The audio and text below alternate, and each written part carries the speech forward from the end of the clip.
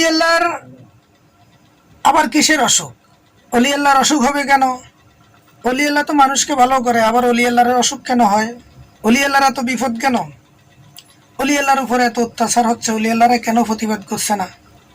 অলি আল্লাহর প্রতি এত জুলুম হচ্ছে, অলি আল্লাহর মাজারে আগুন দিছে, মাজার ভাঙচুর করতেছে, তাহলে অলি আল্লাহরা কেন এটার প্রতিবাদ করছে না? বা ক্ষমতা কেন দেখাচ্ছে না? ধ্বংস কেন করে দিচ্ছে না?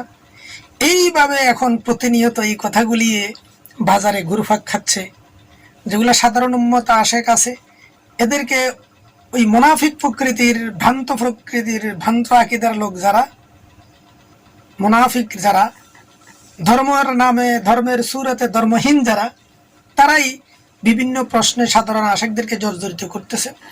তাই বারবার মন চাচ্ছিল আজকে এই কথাগুলির একটু সংক্ষিপ্ত জবাব দেই।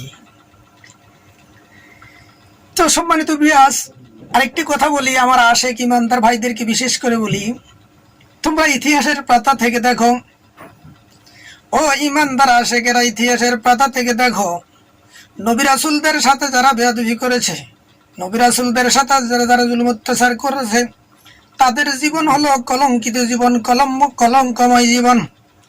তাদের মৃত্যুটা হচ্ছে লাঞ্ছনার মৃত্যু। তাদের জীবন, তাদের ইতিহাস হলো কলঙ্কময়, দুঃখ, যন্ত্রণা, বিমারে একেবারে নিকৃষ্টতম জীবন, নিকৃষ্ট মৃত্যু, এবং ইতিহাসের পাতায় তারা অভিশপ্ত জাতি, অভিশপ্ত ব্যক্তিতে পরিণত হয়েছে, অভিশপ্ত কওম, অভিশপ্ত কওমের লিডারে পরিণত হয়েছে। যুগে যুগে মানুষ তাদেরকে অভিশাপ করেই যাবে। যেই সকল মানবরূপী হায়নারা নবী রাসূলদের প্রতি অবিচার করেছে, জুলুম করেছে, বেয়াদবি করেছে, ঠিক তেমনি আজকের জামানায়ও যারা ওলি আল্লাহর শানে বেয়াদবি করতেছে, বেয়াদবি করছে, জুলুম করতে, তাদের মৃত্যুটাও হবে কলঙ্কিত মৃত্যু, তাদের জীবনটা হবে কলঙ্কময় জীবন। তারাও এমন একটা জাতিতে পরিণত হবে যাদেরকে যুগ যুগ ধরে মানুষ অভিশাপ দিতে থাকবে। সংক্ষিপ্ত কয়েকটা কথা বলি। ও আমার আশেকেরা, ও আল্লাহর নবীর আশেকেরা, ও অলি আল্লাহর আশেকেরা, শোনো, যুগে যুগে বহু নবী রাসূল এই পৃথিবীতে এসেছে। প্রত্যেকটা নবী রাসূলের প্রতি যুগের, ওই জামানার, ওই সময়ের ওই মুরতাদ প্রকৃতি মানুষ রূপী হায়নারা, জালিম প্রকৃতির মানবের সুরতে শয়তান বেঈমান মুরতাদেরা, জালিমরা নবীদের প্রতি অত্যাচার করেছে, বহু নবীকে দেশ ছাড়া করেছে, দেশান্তর করেছে, বহু নবীকে হত্যা করেছে, জ্বালিয়ে পুড়িয়ে মেরেছে। এখন প্রশ্ন করবেন, নবীদেরকে হত্যা করলো, নবীরা তো আল্লাহর প্রতিনিধি, আল্লাহ কেন কিছু করলো না? এটার জবাব লাস্ট দিব। আগে এখানে শুনে না, প্রত্যেকটা নবীর প্রতি যুগের কাফেরেরা জুলুম অত্যাচার করেছে। যারকে তোমরা আজকে মিল্লাত আবিকুম ইব্রাহিম বলো, এই ইব্রাহিম নবীকে 3 দেশ ভ্রমণ করাইছে, 3 দেশে ভ্রমণ করতে হয়েছে, তিনি এক জায়গায় থাকতে পারেননি। আর পরিশেষে শোনো, ও ইমানদাররা শোনো, ও বাতিল ফিকরির মুনাফিকরা, তোমরা জবাব নাও। যার কারণে এই পৃথিবী সৃষ্টি বলে আমরা বিশ্বাস করি, সেই মুহাম্মদ রাসূলুল্লাহ সাল্লাল্লাহু আলাইহি ওয়াসাল্লাম কেউ মক্কার মানুষ চিনতে পারে নাই। ওই মক্কার কাফেরেরা, জালিমেরা মুহাম্মদ রাসূলুল্লাহর প্রতি জুলুম বিচার করেছে, ওনাকে হত্যা করার পর্যন্ত সিদ্ধান্ত নিয়েছে। শেষ পর্যন্ত তিনি আল্লাহর নির্দেশে হিজরত করেছেন, মক্কা ছেড়ে মদিনায় চলে গেছেন। সেইখানেও কাফেরেরা তারা আক্রমণ করেছে। তার চাইতে আর বড় কে আছে বলো? যিনি হাবিবুল্লাহ, যে নবীউল্লাহ, তিনি রাসূলুল্লাহ, এক কথায় যদি বলি তিনি রাহমাতাল লিল আলামিন। সেই রাহমাতাল লিল আলামিনের প্রতিও জুলুম অত্যাচার করেছে এই মানবরূপী পশুগুলি। এই জালেমেরা বহু নির্যাতন করেছে, শেষ পর্যন্ত হত্যা করার সিদ্ধান্ত নিয়েছে। শেষ পর্যায়ে আল্লাহর নির্দেশে তিনি হিজরত করেছেন। আজকে ওনার বিরোধীদেরকে আমরা কি অভিশপ্ত জাতি হিসেবে জানি, অভিশাপ করতেছি। এভাবে প্রত্যেক নবীর জামানায়, আরেকটি নবীর কথা এখানে বলি, আমাদের কাছে কিছু কিছু বেয়াদব মৌলবী, বেয়াদব মানুষ, ওই যে মানুষ সুবি হায়না প্রশ্ন করে, ওলি আল্লাহর আবার অসুখ হবে কেন, ওলি আল্লাহর বিপদ হবে কেন? শুধু একজন নবীর কথা বলি, এখানে সব নবীর হয়েছে, শুধু একজন নবীর কথা বলি, যাকে তিনি আল্লাহ রাব্বুল আলামিন অনেক বড় মর্যাদা দিয়েছিলেন। হযরতে আইয়ুব আলাইহিস সালামকে আল্লাহ রাব্বুল আলামিন 18 বছর কুষ্ঠ রোগে ভোগাইছেন। 18টি বছর তিনি আর রাজত্ব কেড়ে নিয়েছেন, ওনার সন্তান সন্ততি কেড়ে নিয়েছেন, ওনার সমস্ত বিবি বাচ্চা কেড়ে নিয়েছেন। শেষ পর্যন্ত শুধুমাত্র বিবি রহিমা তার সঙ্গে ছিল। সেই তার কুষ্ঠরোগের দুর্গন্ধের কারণে মানুষ তাকে ধিক্কার জানে তিরস্কার করে এলাকা থেকে বের করে দিয়ে জঙ্গলে তিনি বসবাস করেছেন। তবুও সেই আল্লাহর নবী আল্লাহর কাছে কোনোদিন অসুখ ভালো হয়ে যাক এই প্রশ্নটা তিনি করেন নাই। তিনি বলেছেন, মালিক তুমি যতই অসুখ দাও, যত বিপদ দাও, কোনো সমস্যা নাই, শুধু একটা জায়গা আমার ঠিক রাখিও, আমার জিহ্বাটা ঠিক রাখিও, যাতে করে আমি তোমার ওই জিহ্বা দিয়ে স্মরণ করতে পারি। দেখো আল্লাহর নবীরা তিনি যদি চাইতেন আল্লাহ তাকে ভালো করে দিতেন, কিন্তু তিনি সুস্থ হতে কখনো আল্লাহর কাছে প্রার্থনা করেননি। তিনি শুধু বলেছেন, আমার শুধু মুখটা ঠিক রাখো, যাতে করে আমি তোমার জিকির, তোমাকে স্মরণ করতে পারি। সম্মানিত বিরাজ, তাহলে নবীর অসুখ হলো কেন? তাহলে তুমি বললে নবীরাও ভুল। আসলে এই সকল প্রশ্নগুলি যারা করে তারা হলো ভ্রান্ত আকীদার লোক, মুনাফিক প্রকৃতির লোক। এরাই এক ধরনের বিশেষ ধরনের কাফের, সুরতে মুসলমানের বা ইমানের ভেষ ধরেছে, পোশাক পরেছে। মূলত তারা মুসলমানের ইমান ধ্বংস করার কাজে নিয়োজিত।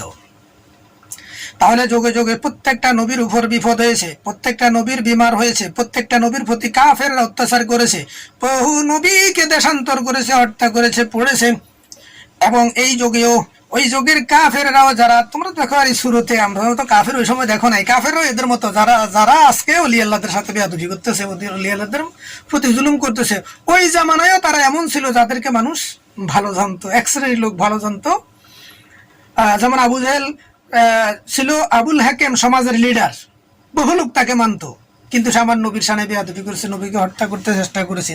তো কিছু লোকের কাছে, বেশ কিছু লোকের কাছে কিন্তু আবু জেহেল ভালো মানুষ ছিল, সমাজের নেতা ছিল। ঠিক এই জামানায় এরকম কিছু ভালো মানুষ, সমাজের কাছে ভালো মানুষ থাকবে, নেতা থাকবে, কিন্তু তারা ওলি আল্লাহর শানে বেয়াদবি করবে। তো নবীদের সাথে যারা যেমন বেয়াদবি করেছে, ওলি আল্লাহর শানেও যারা যেমন তাদের লাঞ্ছনার জীবন, বৎসনার জীবন, কলঙ্কময় জীবন হয়েছে, ঠিক এই জামানায় যারা ওলি আল্লাহর শানে বেয়াদবি করতেছে, অনেকে প্রমাণ এখনো পাচ্ছেন, তাদের কলঙ্কময় জীবন, দুঃখময় জীবন এবং অভিশপ্ত জীবন হবে তাদের। তাদের মৃত্যুটাও হবে অভিশপ্ত, লাঞ্ছনার মাধ্যমে তাদের জীবন কাটবে, যন্ত্রণার মাধ্যমে তাদের জীবন কাটবে। সম্মানিত বিরাজ, বিমার আমার নবীদের বেলায় যেমন ছিল পরীক্ষার বস্তু, অলি আল্লাহদের বেলায় বিমার আমার ছিল পরীক্ষার বস্তু। আর নবীদেরকেও প্রেমের বেলায় পরীক্ষা করতে গিয়ে কাফের প্রকৃতির লোকদেরকে আল্লাহ যেখানে লাগিয়েছিল, ওই কাফেররা নবীদেরকে আক্রমণ করেছে, জুলুম করেছে। এখানে ছিল নবীদের পরীক্ষার বিষয়, ধৈর্যের পরীক্ষা। নবীরা কতটুকু ধৈর্য ধারণ করতে পারে, কেরমর তো একদিন হবেই, একদিন মালিকের দরবার হাজিরা দিতেই হবে। নবীদের নিয়েছে ধৈর্যের পরীক্ষা, ঠিক এখনো অলি আল্লাহদের নেওয়া হচ্ছে ধৈর্যের পরীক্ষা। তাই অলি আল্লাহরা ধৈর্য ধারণ করে আছেন, কারণ মালিক তো দেখতেছেন যে তার বান্দা জালিম যারা, তার সৃষ্টি, তার বন্ধুদের প্রতি জুলুম অত্যাচার করতেছে, মালিক অবশ্যই তার বিচার করবেন। এই বিশ্বাস যেমন নবীদের ছিল, ঠিক তেমনি অলিদেরও এরকম বিশ্বাস আছে, এই কাফের এই জালিমদের বিচার আল্লাহ করবেন। সুতরাং এখানে অলি নিজের থেকে কোনো কিছু প্রতিরোধ করছেন না। এখানে আরো একটা কথা ক্লিয়ার করে যাই, নবীদের বেলা যেমন ধৈর্যের পরীক্ষা নিয়েছে, নবীরা কতটুকু ধৈর্য ধারণ করে দেখেছে, ঠিক তেমনি অলিদের বেলায় ধৈর্যের পরীক্ষা নিচ্ছে। তেমনি নবীদের প্রতি যখন আক্রমণ করেছে কাফেরেরা, নবীর সাহাবীরা কতটুকু নবীর পক্ষ হয়ে তার প্রতিরোধ করেছে, এটা যেমন সাহাবীদের জন্য একটা পরীক্ষার বস্তু ছিল, ঠিক তেমনি এখন অলি আল্লাহর জামানায়ও অলি আল্লাহর আশেকরা যে কতটুকু তাদের পক্ষ হইয়া জালিমদের বিরুদ্ধে দাঁড়ায়, এখানেও আবার আরেকটি প্রেমিকদের জন্য, উম্মত আশেকদের জন্য পরীক্ষার বস্তু। পরীক্ষা ছাড়া কোনো কিছু নাই এই পৃথিবীর জমিনে। সাধারণ লেখাপড়া চাকরির জন্য বিভিন্ন রকমের পরীক্ষা দেওয়ার পরও, বাইবে ইন্টারভিউ দেওয়ার পরে তারপরে একটা চাকরি হয়। আল্লাহর প্রেমের আদালতে আল্লাহর প্রেমের প্রেমিক হতে হলে, আল্লাহর প্রিয় বান্দাদের অন্তর্ভুক্ত হতে হলেও বিভিন্ন রকমের পরীক্ষা দিয়ে পরীক্ষা উত্তীর্ণ হওয়ার পর তারপর কেবলমাত্র আল্লাহর খাস বান্দাদের অন্তর্ভুক্ত হতে পারবে। আমি খুব সংক্ষিপ্ত, কারণ এত ভিডিওর মাধ্যমে এত বিস্তারিত কিছু বোঝানো যাবে না, সময় কম। সুতরাং যারা আরো ভালোভাবে বিস্তারিত বুঝতে চেষ্টা করেন, আশা আছে দেখা করবেন ইনশাল্লাহ, দলিল দিয়ে বুঝিয়ে দেব। আজকের জন্য এখানে শেষ করলাম। আর ওই যে পরিশেষে বলছি, কেন আল্লাহ নবীদের সৃষ্টি করে আবার তার বন্ধুদের বিরুদ্ধে কেন লাগেছেন, এটা আল্লাহ পাকের এক মহা রহস্যের খেলা চলতেছে। ওই যে আজকের সকালে একটা ভিডিও ছিলাম, আল্লাহর প্রেমের খেলা চলতেছে বাজারে, ঠিক এটা একটা প্রেমের খেলা, মহা প্রেমের খেলা, রহস্যময় খেলা। এটা সকল মানুষের পক্ষে বোঝা সম্ভব নয়, কেবলমাত্র যারা বুঝতে পেরেছেন তারাই আল্লাহর ওলি হয়েছেন। আল্লাহ পাক আমাদের সকলকে বুঝার তৌফিক দান করুক বলে আমিন।